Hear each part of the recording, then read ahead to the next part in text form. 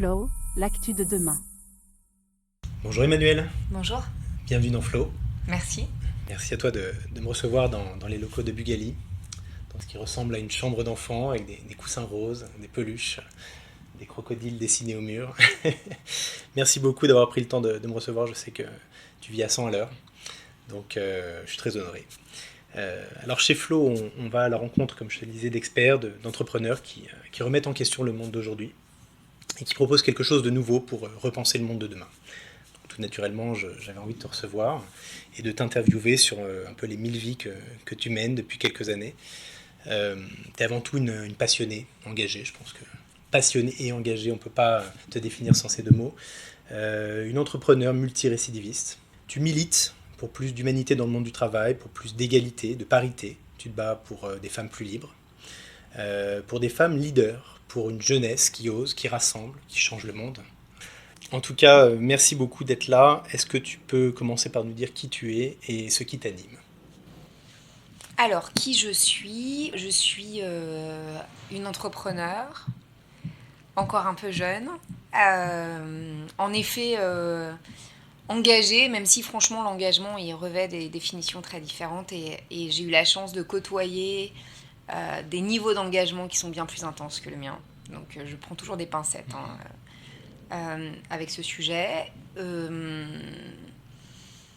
pense que je suis quelqu'un qui aurait dû être dans la politique ou dans un ministère et qui finalement, pour essayer d'impacter des sujets régaliens, utilise l'arme de l'entrepreneuriat. Voilà. Tu es passé d'ailleurs par une expérience Oui. dans un cabinet ministériel. Oui, au ministère des Finances. Et ça t'a pas donné envie de continuer En fait, ça m'a fait comprendre à quel point l'action publique, elle est entravée. Il y a beaucoup d'inertie, donc c'est très long terme, c'est compliqué de faire bouger les lignes. Et je pense que... Je pensais déjà à l'époque que le pouvoir politique était très faible. Évidemment, je le pense encore plus aujourd'hui. Et je crois que la société... peut-être que tous les vieux disent ça, mais moi j'ai la sensation que l'adulte que je suis a vu des transformations civilisationnelles gigantesques et une accélération des bouleversements, de leur fréquence, une vitesse extraordinaire. Et depuis que je suis passée en cabinet, j'ai vu aussi à quel point le délitement de la puissance publique va de pair avec une puissance de plus en plus intense du monde économique. Et du coup, une importance de plus en plus forte du monde économique dans la vie des hommes et des femmes, parce qu'aujourd'hui... l'école privée se développe, les usages technologiques envahissent nos vies et façonnent nos mindsets, nos grilles de lecture du monde, notre ordonnancement des valeurs. Et donc il y a en effet, je crois, des sujets d'éthique, des sujets d'arrêter le temps pour se poser la question de ce qui nous anime au sein du monde économique qui deviennent des sujets éminemment politiques. Alors quel ministère t'aurais aimé posséder, travailler Pour le ministre, pour le candidat Macron, sur la première élection, au moment où on n'était pas tous déçus et on se disait que c'était peut-être un renouveau salutaire, j'avais écrit une tribune, je crois qu'elle était parue dans Le Point, pour proposer la création d'un ministère du futur. C'est celui-ci qui m'aurait intéressée. Extraordinaire. Il existe des ministères du futur dans les pays scandinaves, en Finlande de mémoire. Et en fait, c'est un ministère transversal qui va analyser les conséquences à moyen et très long terme de toutes les décisions publiques. C'est le bouquin de Robinson. C'est donc un ministère qui en fait, embarque avec lui l'intérêt des générations futures et qui va questionner l'horizon politique. Et je pense qu'en fait, en France, on manque un peu de ça. Alors, il y a eu le plan, mais bon, qui pense que Bayrou... sera interviewé demain parce que c'est un des bâtisseurs du monde de demain. Bien sûr que non, en fait. Donc il y avait quelque chose qui sonnait pas juste. Ensuite, il y a eu le Comité national de la refondation, mais c'est pareil, en fait, qui s'est laissé corseter par la technocratie. Alors que si on avait eu l'audace d'en faire un ministère de plein exercice, avec un process pour analyser toutes les décisions en bout de chaîne. C'est pas une solution magique, mais j'imagine quand même que ça aurait mis au cœur des débats sociétaux la question des générations de demain, en fait, et donc de la vie des décisions qu'on prend aujourd'hui. Et en fait, je pense que c'est ça mon obsession, c'est réussir à penser loin pour se décentrer. Parce que le truc qui m'inquiète le plus et qui m'interpelle intellectuellement, c'est l'autocentrage terrible de nos sociétés. Je l'avais déjà avant, je l'ai encore plus depuis que j'ai des enfants. Mais mon obsession, c'est pas mes enfants en fait, c'est les enfants avec un grand E. C'est tous les enfants de demain qui vont vivre dans un monde qu'ils n'auront pas façonné, avec les conséquences de décisions qu'ils n'auront pas choisies, et donc la responsabilité immense qui repose sur nos épaules d'y réfléchir à deux fois. C'est vrai tu mets le doigt sur le fait aussi qu'on est dans une société très court-termiste, quoi. Et toutes les décisions qui sont prises, les stratégies politiques, économiques, sont, que ce soit dans le monde politique ou du travail, la plupart du temps très court-termistes. On veut un retour sur investissement rapide, et le ministère du futur aurait au moins l'avantage de positionner le temps de façon plus long terme, effectivement. Sans imposer une vérité, en fait, mais simplement de questionner.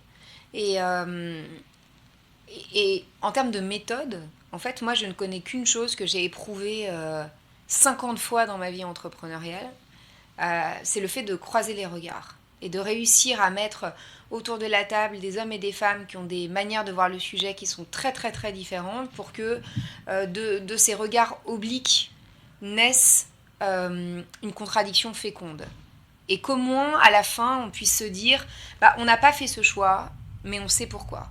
Et je pense qu'aujourd'hui, en fait, cet esprit critique, cette contradiction féconde, ce leadership partagé parce qu'on sait s'entourer de gens plus forts que soi, il manque cruellement et dans l'univers des startups et dans le monde économique, qui est très perturbé quand même depuis la pandémie. Le monde économique traditionnel, j'entends. Très perturbé depuis la pandémie et dont une partie des dirigeants attend encore le retour du monde de demain. Quand les autres restent immobiles en attendant qu'il se passe quelque chose ou que le BCG leur dise quoi faire. Mais encore plus dans le monde politique, où je pense que la complexité, elle n'est pas loin d'avoir dépassé la capacité des hommes à l'appréhender. Et donc, aujourd'hui, il faut voir les sujets avec beaucoup d'humilité, beaucoup de modestie, mais beaucoup de pluralité des points de vue. Et pour moi, ça ne convoque pas le sujet de la diversité. Tu mets un black, tu mets une femme, tu mets un jeune, tu mets un vieux, tu mets quelqu'un qui n'est pas de ta nationalité.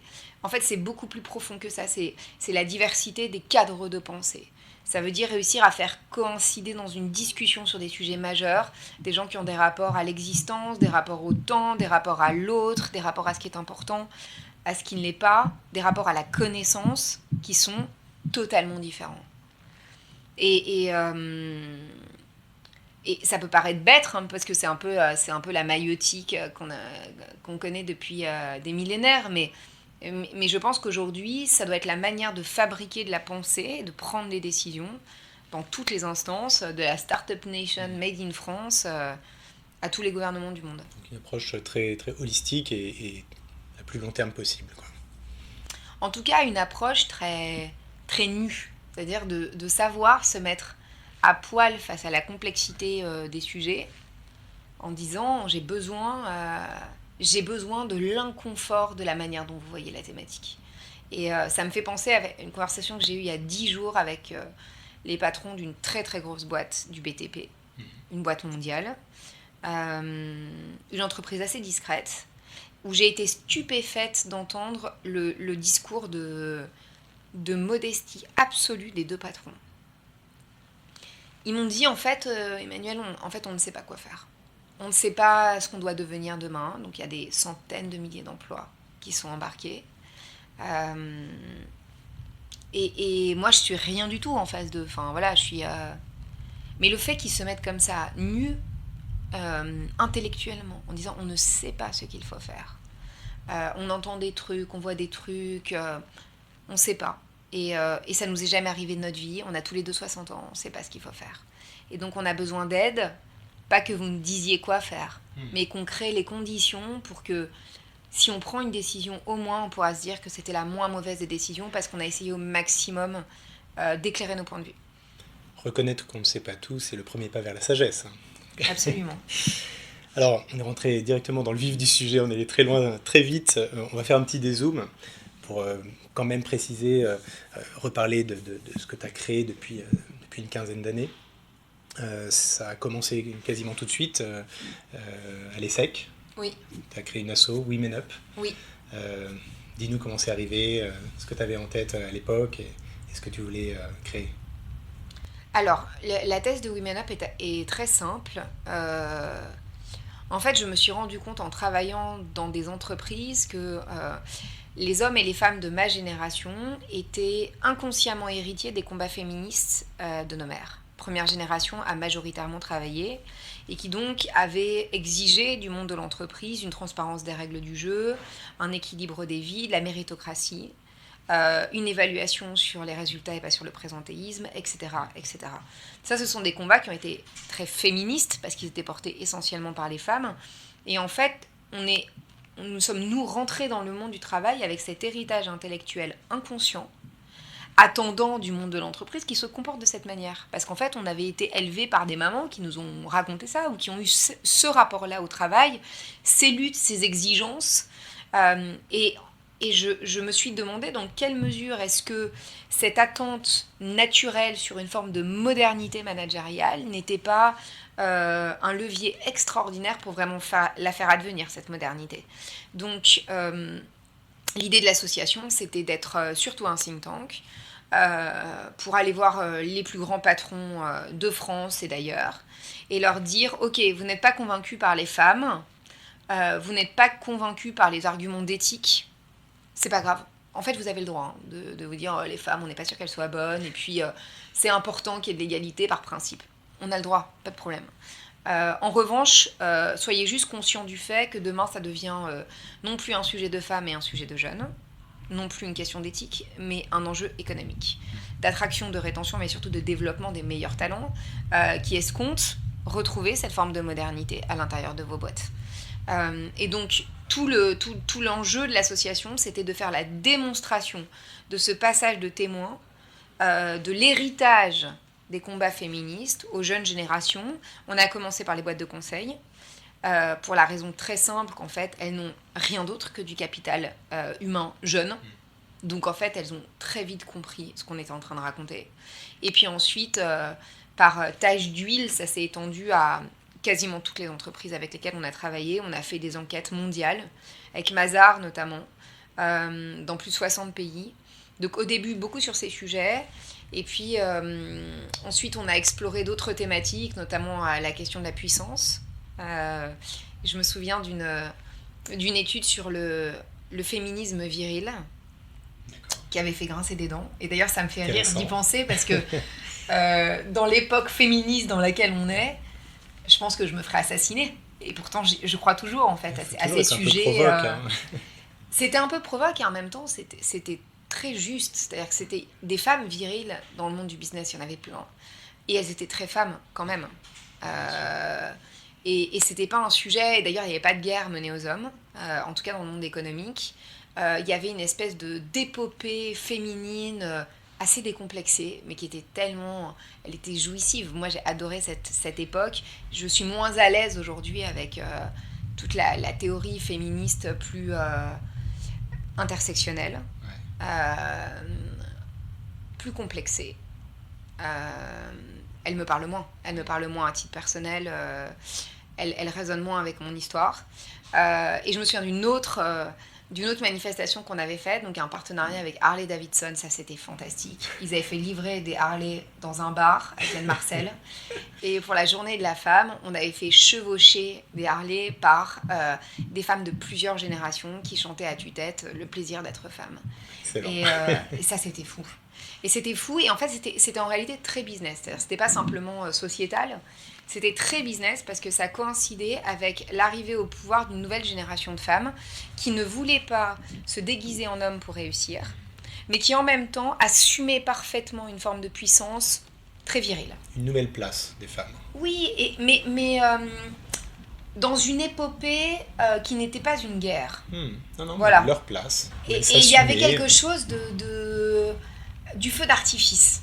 Voilà, il y avait quelque chose de tellement kiffant. De se dire, il y a une brèche qui s'ouvre, on va rentrer dedans, un peu comme des Amazones sur nos Harley Davidson. Mais sans regarder les mecs et sans dire, mais c'est de votre faute, et laisse-moi cette place que tu m'as prise. Le plaisir de la libération. Mais exactement, une forme de liberté. Voilà, et le concept de virilité m'avait beaucoup plu. Parce que ça interpellait les messieurs qui étaient encore à l'époque tous à la tête du CAC. Ouais. Donc voilà, donc Woman Up, ça a été mon pédiluve entrepreneurial. Et quelles sont les femmes qui t'ont inspiré ou qui t'inspirent aujourd'hui ? Les femmes qui m'ont inspirée, il y en a plein.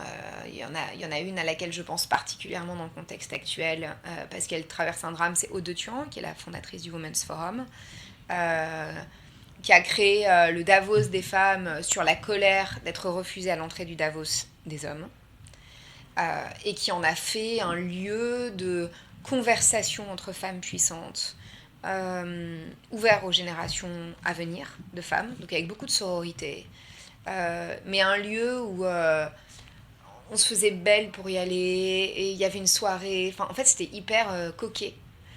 Et moi j'adore ça, c'est-à-dire j'adore cette idée d'être totalement libre et qu'on peut être méga coquette et méga puissante et méga virile et tout ça en même temps, et c'est trop, mais c'est pas grave, c'est comme ça.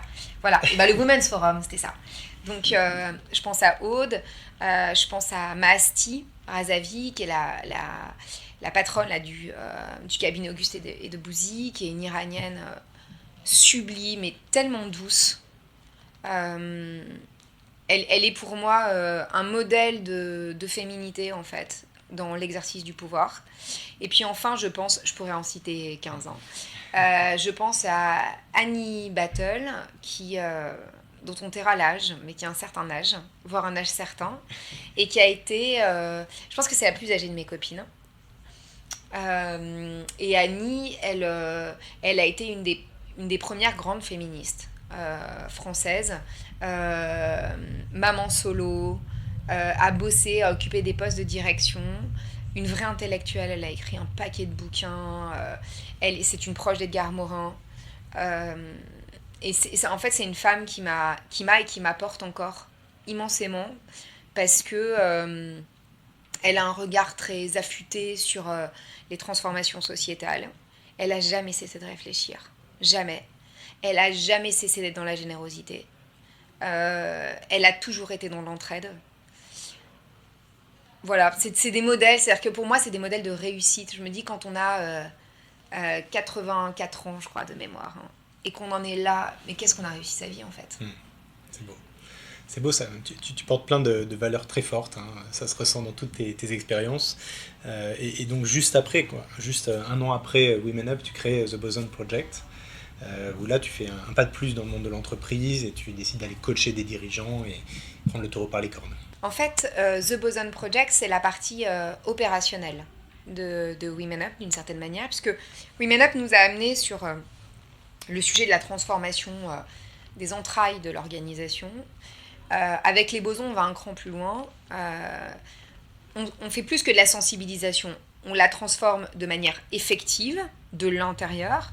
Donc aujourd'hui, j'ai un certain nombre de salariés dont le métier est la sociologie des organisations, ce qui consiste à fabriquer du changement dans des boîtes.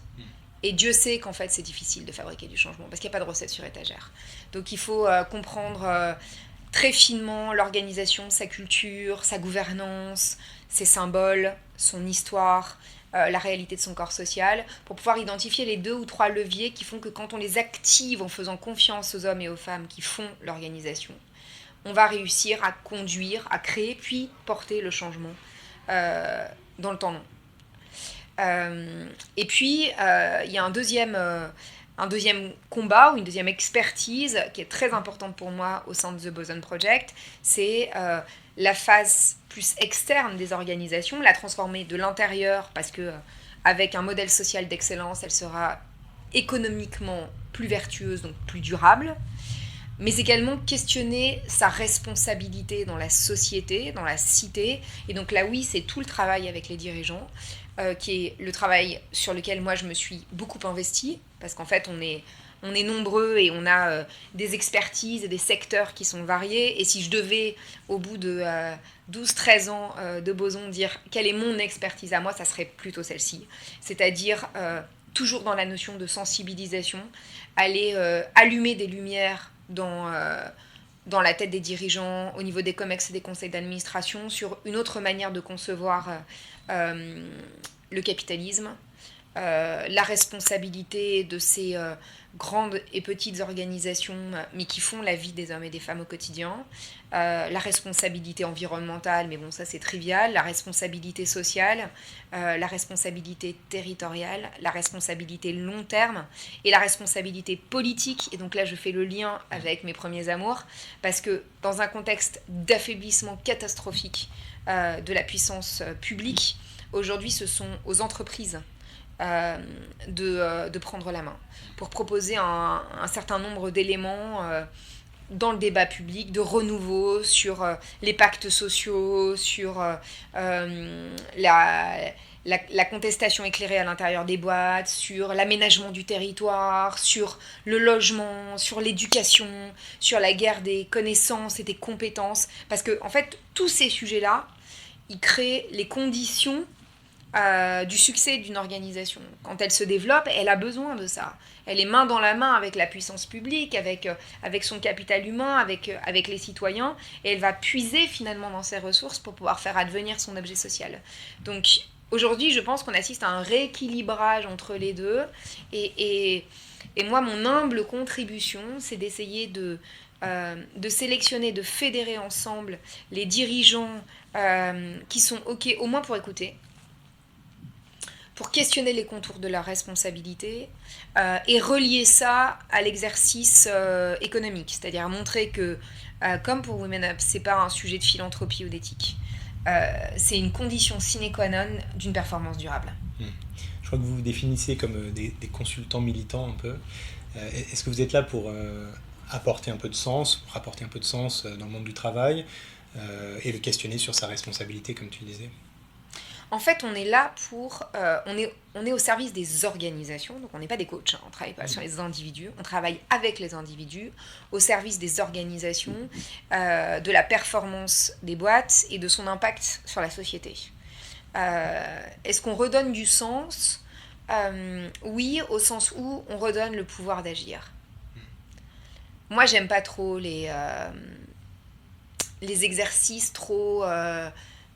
superficielle de communication sur le sens, parce qu'à titre personnel en fait j'y crois pas vraiment, donc j'ai du mal à vendre un truc dans lequel je ne crois pas. En revanche, ce en quoi je crois très profondément, c'est que le travail est émancipateur à partir du moment où on fait confiance aux hommes et aux femmes de mener ensemble des choses difficiles qu'ils doivent se dépasser, parce que quand on est en mouvement, quand on apprend à faire des trucs compliqués, qu'on doit compter les uns sur les autres, qu'on doit se dépasser, qu'on doit être en mouvement, qu'on doit sortir de sa zone de confort, pas pour le principe, pas parce on fait du M&A, mais non, pas ça.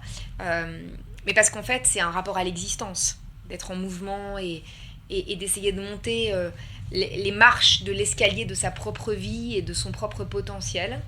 Alors oui, quand on est dans ce cas de figure, je crois que le travail est émancipateur, que par conséquent on s'engage et que quand on s'engage, on génère de la performance. Donc est-ce qu'on donne du sens ? Je le crois, parce que sur mandat des conseils d'administration ou des COMEX, nous intervenons dans des moments charnières de la vie des organisations, en redonnant une partie de l'enjeu de transformation aux collaborateurs, aux principaux concernés, et en leur mettant à disposition les conditions pour qu'ils portent le changement sur des sujets qui les impliquent, qui les impactent, qui les concernent le plus longtemps possible. Ce faisant, je pense qu'on donne du sens à l'action. J'aime beaucoup la différence entre un engagement qui serait purement marketing, une opération de branding, et en fait l'engagement comme base même de la performance. Comme méthode. Ouais, comme méthode. Comme méthode. Ouais. Et j'aurais pas pu dire ça il y a quelques années, en fait. Ça, c'est le fruit c'est un peu le fruit concentré de l'expérience qui est la mienne. Mais en fait, il vaut mieux ne pas faire de discours du tout, être dans un secteur d'activité où franchement on a du mal à se dire que ça change la vie des gens. C'est peut-être pas très utile, c'est pas génial, on n'est pas dans le soin, on n'est pas dans l'alimentation, on n'est pas dans l'éducation, voilà, bon. Mais se concentrer sur la responsabilité, donc le modèle social, la fabrique à engagement d'une organisation. Il vaut mieux donner des raisons d'y croire et du pouvoir d'agir à l'intérieur des boîtes, de manière individuelle et collective, que de raconter des beaux discours pour engager les hommes et les femmes. À la fin, c'est quand même ça qui compte. Alors ça t'a occupé quelques années, tu es toujours ça m'occupe dans encore ce projet, un peu, bien sûr. Ça, exactement. Mais en 2019, tu t'es quand même lancé dans un nouveau projet, Bugali. Donc tu sors quand même relativement de cet univers, monde du travail, pour te tourner vers l'univers des enfants, mais toujours en cherchant à créer du lien et à connecter, peut-être reconnecter les parents avec leurs enfants et permettre aux enfants de s'éveiller différemment. Alors, comment t'es venu ce nouveau projet et qu'est-ce qu'il a apporté ? Alors déjà, pourquoi j'ai créé Bugali ? Pourquoi je me suis permise de lancer une autre aventure entrepreneuriale très exigeante, parce que là on parle de hardware, donc on parle d'industrie, on parle de machines, on parle de pognon, de grosses levées de fonds. Un livre à histoire interactif. Ouais, je vais t'expliquer ce que c'est. Je me suis permise de le faire parce qu'en fait, les bosons, c'est une histoire que j'ai couvée pendant des années, mais à un moment donné, l'élève dépasse le maître. Et donc, j'ai dans mes équipes aujourd'hui des gens qui sont des experts dont les compétences dépassent les miennes en termes de sociologie des organisations. J'ai un DG, j'ai des gens qui maîtrisent les problématiques transformationnelles par secteur, alors que moi, j'ai une vision hélicoptère des sujets. Et je me suis dit, bon, en fait, il faut que je leur laisse de la place pour pouvoir s'épanouir, parce que j'ai une forte personnalité. Que j'adore voir les gens, être avec eux, j'aime le présentiel, etc. Et donc, à un moment donné, faut laisser de la place pour que les arbres puissent pousser. Donc, je me suis dit, bon, comment faire pour m'occuper ailleurs et laisser un peu de champ pour que ces talents-là puissent s'exprimer. J'ai monté Bugali en observant ma première fille rentrer en relation avec un livre enfant. Et en fait, elle est entrée en relation avec le livre à 1 an et demi, avec les doigts. Parce qu'elle a caressé les pages pour faire sortir l'histoire, comme si c'était un iPad. C'est tactile. Voilà. Et moi, je me suis dit, mais pourquoi il n'y a pas un de ces... de cette pléthore de mecs de la station F qui n'a pas réinventé le livre papier pour les enfants ? Parce que franchement, il y a quelque chose de tellement natif dans l'usage. Et donc, on a fondé avec François Esquin, qui était mon client chez Boson, qui était devenu un ami, qui est le fondateur de Octo Technologies, donc une boîte, une pépite de la tech. On a fondé ensemble Bugali, qui veut dire bébé en breton, et qui est une console de lecture en Made in France. Vous posez dessus des livres papier, issus des 15 plus belles maisons d'édition françaises, donc ce sont des vrais livres en vrai papier. Sauf que quand l'enfant les pose sur la console, chaque double page devient tactile. Comme un iPad. Et donc, les illustrations, c'est comme une pièce de théâtre. On va toucher le lapin, le texte, le personnage, et tout a été mis en scène et interprété en français et en anglais par des artistes. Des comédiens, des compositeurs, des musiciens, Incroyable. Pour permettre à l'enfant, à partir de 1 an et demi, c'est-à-dire le développement de la motricité fine, jusqu'à 7-8 ans, âge à partir duquel on est en concurrence frontale avec les écrans, de découvrir la lecture par les doigts, en compagnie de livres papier, mais avec une expérience hyper immersive qui est sonore, qui est visuelle, puisque je regarde, qui est tactile, mais qui en aucun cas ne confisque l'imagination, comme c'est le cas avec un écran qui vous impose en fait quelque chose. Qui capte complètement l'attention. Et en fait, ce qui est dingue, c'est que tous les tests qu'on a fait, on a un comité scientifique qui est très robuste, qui nous a aidés dans le design de l'expérience, avec le docteur Albert Moukébert qui le préside, qui est oui, tout à fait. un ami très cher et très proche. Et ce qui est incroyable, c'est qu'en fait, l'enfant, sur chaque double page, il va se raconter l'histoire à chaque fois différemment. Et donc les parents, ils regardent ça en disant, mais il fait pas l'histoire dans l'ordre. Ouais, mais il n'y a pas d'ordre en fait, t'as pas compris. C'est que le royaume de l'imagination, c'est qu'on s'en fiche de l'ordre. Et que s'il veut faire dans l'autre sens et mélanger le français et l'anglais, etc., mais ça sera cohérent dans sa tête et basta. Et il peut même tourner dans tous les sens, les pages, dans un sens et dans l'autre. Donc voilà. Et alors, pour revenir à mon sujet de l'impact, Bugalis est très lié finalement à mes 2 précédentes aventures, parce que la manière dont j'ai vu les choses, c'est que par les livres qui sont un cheval de Troie de connaissances, on éveille au monde une nouvelle génération. On réveille aussi la génération de leurs parents. Et donc les livres sont pour nous des chevaux de Troie à l'intérieur desquels la ligne éditoriale est composée autour du rapport à soi, aux autres et au monde.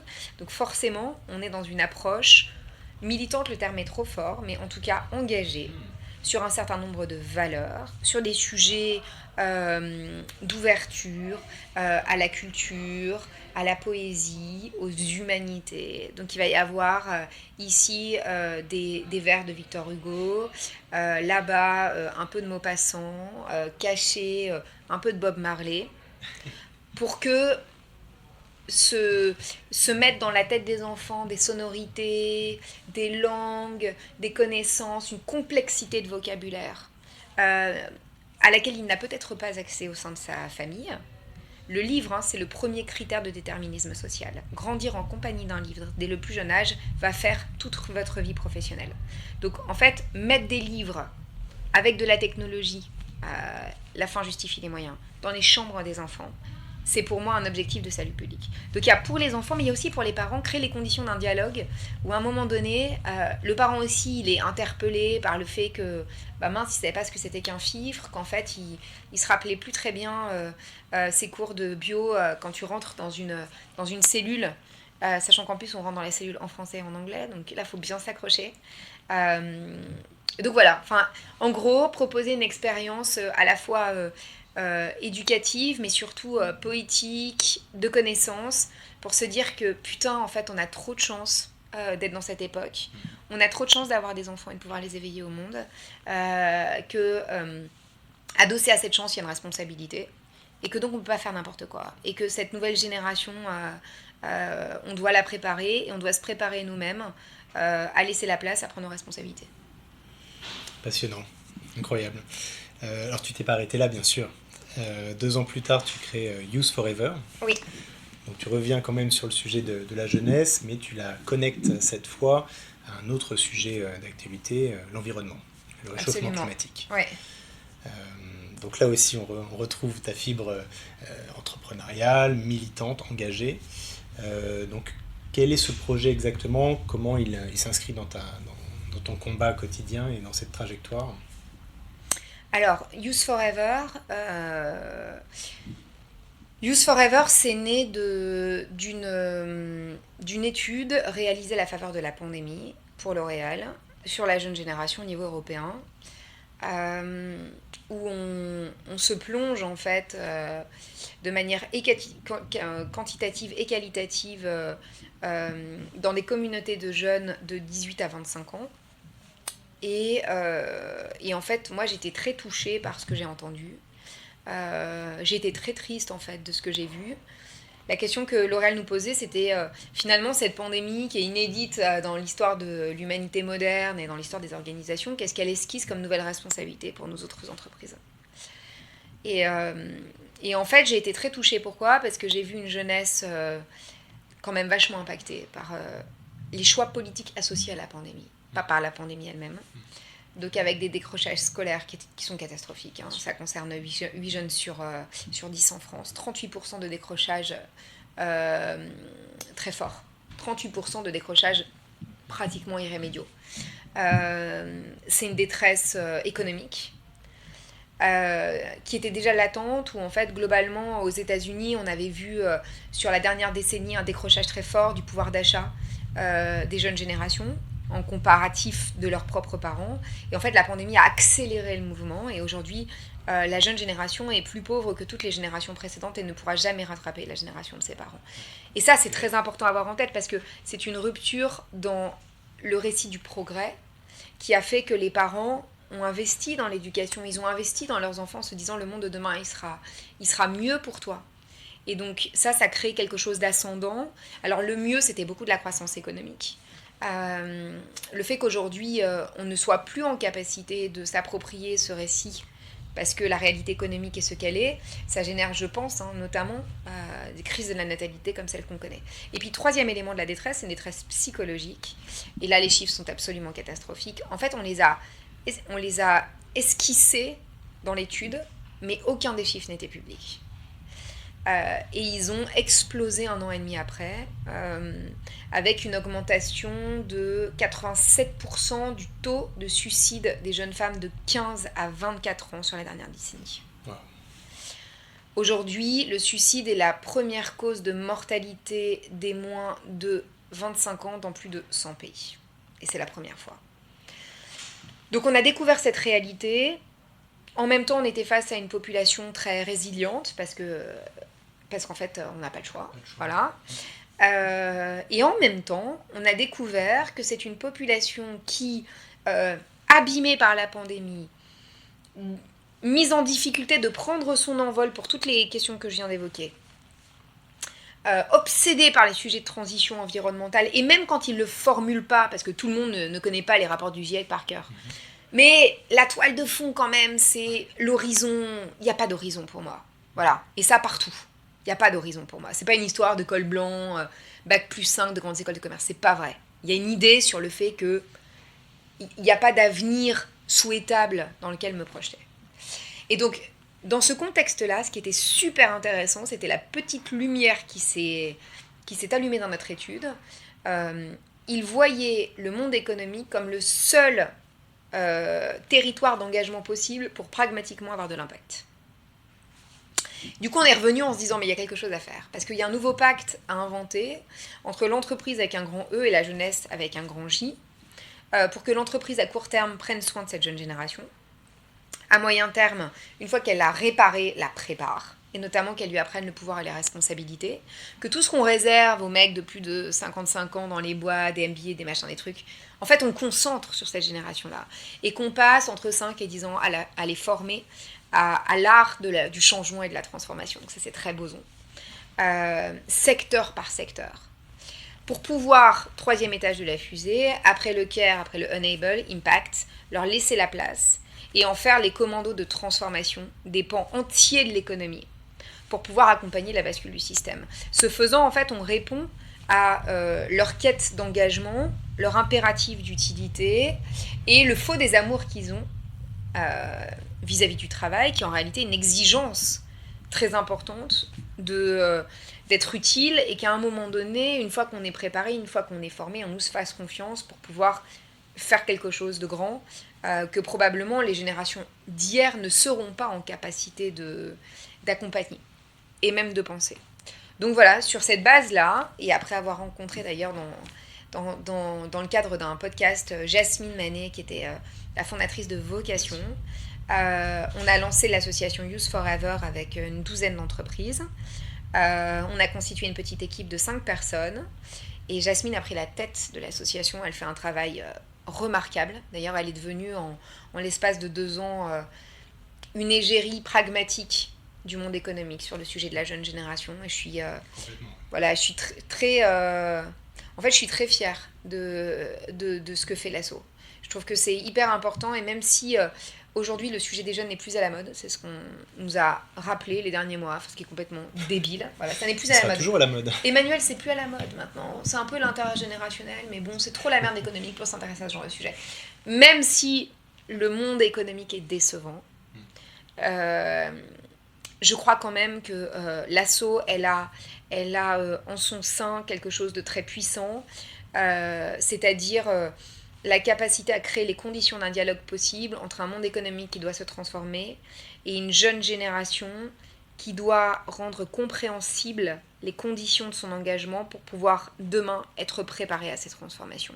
Ça, je crois que c'est très puissant et que c'est une manière de voir les sujets qui est aux antipodes de la désertion, que je n'appelle pas de mes voeux, parce que les déserteurs fassent ce qu'ils veulent. Mais c'est pas ça qui changera quoi que ce soit. Et donc aujourd'hui, on a quand même besoin de gens qui se retroussent les manches et qui se coltinent le dur. Ce qui est assez extraordinaire, c'est que ce projet permet en fait à cette génération qu'on appelle souvent sacrifiée de se transformer, de se réinventer en génération engagée. En fait, c'est une espèce de synthèse de un peu tout ce que j'avais vécu et compris avant, puisque on prend soin de cette jeune génération qui est abîmée. Et je considère que c'est une responsabilité aujourd'hui de l'entreprise. Nous n'avons pas le luxe d'une génération sacrifiée. On n'a pas le temps, sur l'échelle du temps des transformations des secteurs économiques, d'avoir une génération à côté de laquelle on passe. Ça ne marche pas. En même temps, il faut accompagner et cortiquer intellectuellement cette génération pour qu'elle sache verbaliser elle-même ce qu'elle projette comme desiderata pour le monde de demain. On a un programme par exemple qui s'appelle CENO pour convaincre, écouter, négocier, opérationnaliser. Et en fait, ces 4 soft skills, qui sont les 4 soft skills de base de la transformation, doivent être maîtrisés dans les 2 premières années de vie professionnelle. On ne peut pas attendre 20 ans pour faire ça. Donc c'est ce qu'on essaye de faire en fait. On inocule quelque chose de très concentré pour qu'il puisse prendre un petit peu d'épaisseur. Et puis, 3e élément, c'est que ça repose sur l'idéologie forte de Boson, c'est-à-dire que le travail est émancipateur, le travail rend libre. Par le travail, non seulement on réalise qui on est, à partir du moment où on arrive à le faire dans des entreprises qui ont compris ça, mais par le travail, on peut changer la vie tout court. On peut accompagner des bascules sur des pans comme par exemple le secteur énergétique. Et si on ne le fait pas par le travail, en fait, on ne le fera pas tout court. J'ai eu la chance d'être au conseil d'administration de Leroy Merlin. Leroy Merlin, c'est de mémoire 120 000 personnes. Qui croient vraiment que pour accompagner la transformation de cette énorme structure qui est présente sur la moitié des pays du globe, on va faire appel à une boîte de conseil? Qui croit ça? Personne. Parce que c'est une transformation totale en fait, de la supply, de la logistique, du rapport client, de la tech, de la culture, de tout. Il faut tout reprendre à zéro. Le monde de demain, il faut commencer à le créer aujourd'hui et se mettre à partir de maintenant dans une logique de transformation perpétuelle, permanente, absolue. Et donc il faut que ça vienne de l'intérieur. Et il faut des hommes et des femmes formés pour ça. Est-ce que le travail à l'inverse peut fragiliser? Le travail, c'est aussi un poison. Le travail, c'est aussi un poison. Et je pense que l'expérience de mon papa, quand j'étais plus jeune, que j'étais justement à Sciences Po, pour lequel, à un moment donné, le travail a été destructeur. Et moi, je suis juriste de formation. Et je m'étais posé cette question complètement naïve. Comment une personne morale peut-elle détruire une personne physique? J'avais vraiment du mal à comprendre. Et dans ma tête, j'ai eu une sorte de bug en fait. Je n'ai pas compris comment c'était possible. Et je pense que quand j'ai créé Boson au début, j'avais cette recherche. Et c'est pas un hasard de faire de la socio des orgas. Et c'est-à-dire de faire un travail de journaliste d'investigation dans l'entreprise pour comprendre comment elle fonctionne. C'est pas un hasard. Et bien sûr qu'en fait, le travail peut tuer, le travail peut détruire. Mais c'est pas le travail qui tue ou qui détruit, c'est l'organisation en fait. C'est pas l'entreprise non plus. L'entreprise c'est une marque, c'est une enseigne, c'est un nom. L'organisation, elle peut détruire. Elle peut détruire parce qu'elle peut vider de sens une existence entière. Elle peut réduire les gens à rien du tout, à un numéro. Elle peut casser l'interdépendance des chaînes. Elle peut créer de la solitude, elle peut créer de l'injustice, elle peut même consacrer l'injustice, elle peut même promouvoir l'injustice. Et j'en ai vu des boîtes, j'en ai vu une notamment. Une boîte de mercenaires dans laquelle plus vous êtes méchant, terme utilisé par les enfants, plus vous allez loin. Et c'est comme ça que ça fonctionne, et c'est ok. Et alors là, il y a une casse humaine qui est terrible. Bien sûr. Mais c'est pas le travail. Le travail, pour moi, c'est la mise en mouvement. Le travail, il peut pas tuer, sauf quand un travail physique, hyper dangereux, l'accidentologie, on parle d'autre chose là. L'organisation aussi. On t'a pas vu t'impliquer encore sur des sujets plus liés au care, à l'accompagnement psychologique, peut-être individuel, peut-être bientôt. Il faudrait pas trop me tenter. En fait, disons que ma limite à moi, c'est les sujets Un peu coaching. Ça, c'est ma limite parce que Ok. c'est pas ma cam. Ok. Je pense que je suis pas, c'est pas ma personnalité, c'est pas ma compétence, c'est pas mon goût. Et en plus, moi je suis quelqu'un de macro, c'est-à-dire que. Et puis je reste fondamentalement un entrepreneur. Et je pense que c'est aussi pour ça que, par exemple, le boson Use Forever, ça marche. C'est parce qu'en fait, on n'est pas des idéologues. On connaît intimement ce qu'est une organisation. On est au service de la performance sur le temps long de l'organisation. Simplement, ce qu'on explique, c'est qu'il n'y aura pas de performance économique sans performance humaine. Basta. Et qu'il n'y aura pas de transformation environnementale sans un modèle social et humain d'excellence, puisque la transformation environnementale, elle exige un engagement et une capacité à porter les transitions par le corps social. Donc, et avant la pandémie, c'était du militantisme et du porte-parole. Après la pandémie, c'est du petit lait presque, j'ai envie de dire. C'est pas pour autant que les dirigeants se sont remis en mouvement dans un univers économique d'une complexité ça devient très très compliqué de diriger, mais pour autant, on n'a plus à faire la démonstration du lien entre performance sociale et performance économique. On n'a plus à le faire. Et alors après les enfants, les jeunes, les Les femmes, les dirigeants, parents, les les dirigeants, boîtes. les seniors aussi. Tu as travaillé sur le fait de connecter aussi les seniors avec les plus jeunes générations pour créer une dynamique plus humaine, plus performante également, non?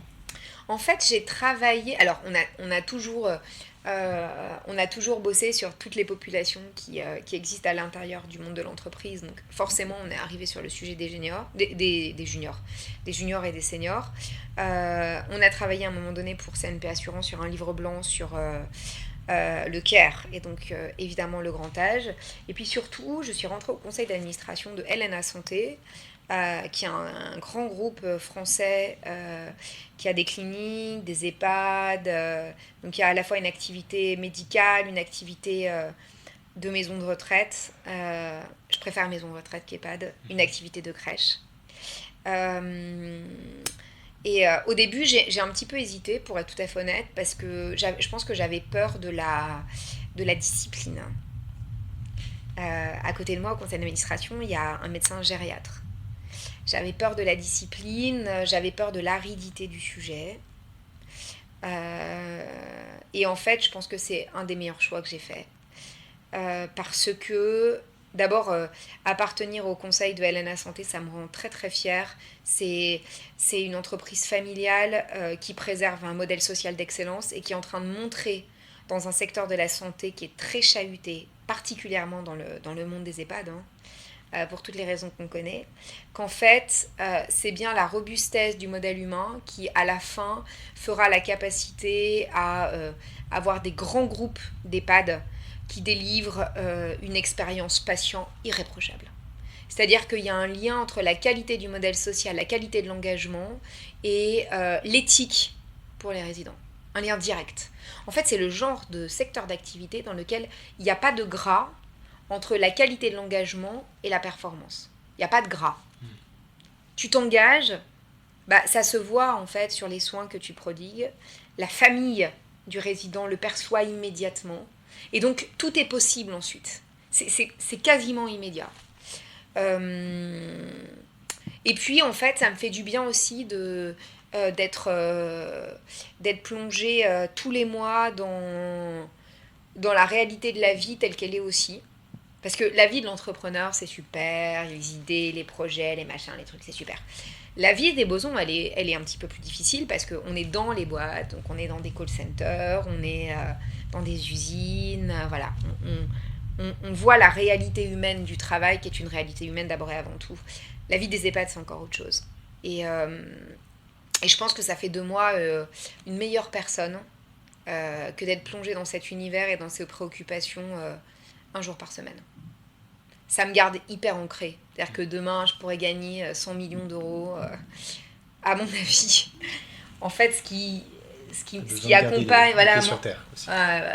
Oui, aujourd'hui, mon environnement intellectuel et de pratique, il est trop proche de la vraie vie pour perdre mes esprits, quoi. Je comprends, je comprends.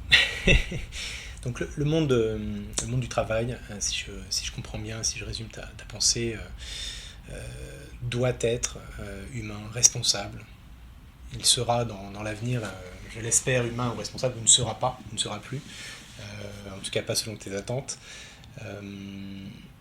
Est-ce qu'aujourd'hui, tu vois l'entrepreneuriat, pour rejoindre un petit peu ce qu'on se disait en début de discussion, comme une arme politique finalement?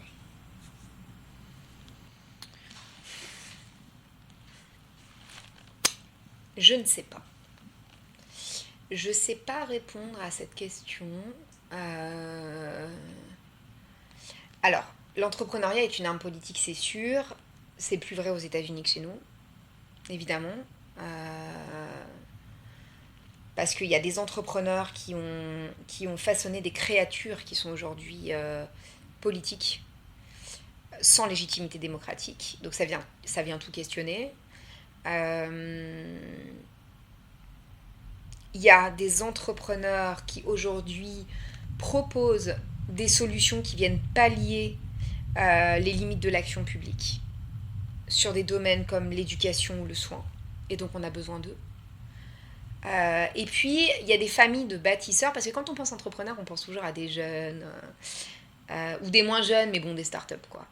La réalité française, c'est quand même que on a des grandes familles de bâtisseurs qui ont, au fil des générations, consolidé des boîtes extraordinaires, qui ont des performances fantastiques, qui ont des taux d'engagement scandaleux, et dont on ne parle jamais. Et en fait, eux, ils n'ont pas attendu ton podcast pour se poser la question de leur rôle politique.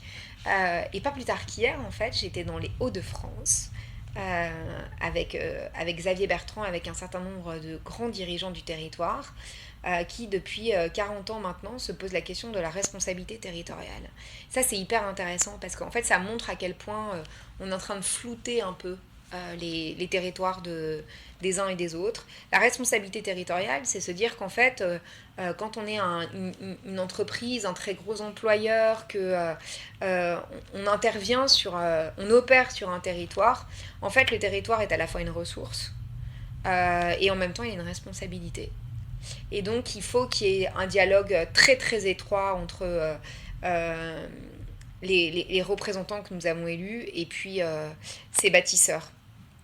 Et ce que j'observe, c'est un changement de posture du côté de la puissance publique, qui était quand même toute puissante il y a encore quelques années, et qui est de plus en plus à l'écoute, parce qu'elle a de plus en plus besoin de ces bâtisseurs pour pouvoir rééquilibrer le territoire avec des services, avec une qualité du vivre ensemble sur le territoire dont les entreprises sont de plus en plus dépositaires.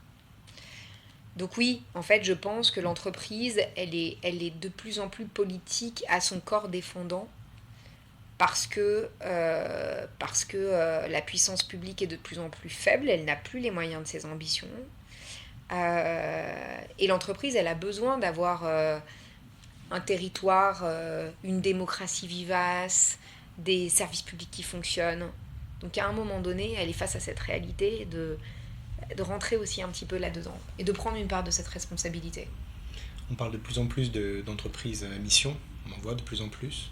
Est-ce que c'est ça l'avenir de l'entreprise et de l'entrepreneuriat? Je crois pas que ça soit l'avenir. Je pense que c'est très bien. Je pense que ça génère surtout des rituels où on se pose des questions qu'on ne se posait pas avant. Mais ce dont je te parlais précédemment est à mon avis plus puissant et plus lourd dans l'action politique en fait. Le fait que l'entreprise doive avoir un modèle social d'excellence pour pouvoir cultiver la qualité de l'engagement sur des générations qui se suivent et ne se ressemblent pas, parce que sans qualité d'engagement, il n'y a pas de performance ni environnementale, ni économique, c'est une évidence. Donc, les boîtes qui ne l'ont pas compris, eh ben, tant pis pour elles. Pour les autres, en vrai, quand même, le message a fait son chemin. Et puis, on a aujourd'hui des grands exemples qui le montrent. Donc, l'entreprise à mission, ça s'inscrit là-dedans. Très bien. Donc, c'est la politique presque dans l'entreprise, au service d'une performance dans la durée. L'entreprise politique, pour moi, c'est encore le cran d'après. C'est se poser la question de la responsabilité politique vis-à-vis de la France, vis-à-vis de son pays d'appartenance, quand on est une entreprise. En fait, il y a quelques années, j'avais organisé avec le chef d'état-major de la marine une croisée des mondes. Donc, on invite un certain nombre de grands dirigeants civils et militaires, intellectuels, sur un bateau de guerre, et on réfléchit... Et aussi réserviste oui, de la marine nationale. Exactement. Pour ceux qui ne le savaient pas. Et donc, on réfléchit au contour du leadership, etc. Et on avait invité Christiane Taubira pour l'échange en clôture. Et la question, c'était est-ce que l'entreprise doit aller sur le terrain politique ? Elle était arc-boutée contre cette idée. Devant un panel d'entrepreneurs familiaux qui font de la politique sans le dire depuis des années. Et parce qu'ils n'ont pas le choix, en fait. Parce que c'est comme ça. Parce qu'en fait, quand on est impliqué sur son territoire, on finance l'école, mais on se dit aussi qu'il faut qu'il y ait un lien entre les besoins de son entreprise et puis les programmes de formation. Et puis, quand l'IA arrive, et ben en fait, on finance la maison de l'IA pour que tout le tissu économique puisse avoir accès à cette démocratisation, à cette technologie, parce qu'on a un intérêt à la coopération. Et puis en fait, on crée des liens avec le président de la région, parce qu'à un moment donné, quand s'installent des méga-usines, des machins, des trucs, il faut pouvoir relier les business, il faut pouvoir répondre à la question du logement, il faut pouvoir répondre à la question de la mobilité. Et donc, bah ouais, les entreprises, en fait, elles font de plus en plus de politique, parce que c'est le corollaire de leur capacité à bien faire ce qu'elles doivent faire. Écoute, merci beaucoup Emmanuelle pour cet échange passionnant. Je sais que tu es une femme pressée, je vais te libérer. Merci pour tout et écoute, à très bientôt en tout cas. À bientôt, merci. Merci, ciao.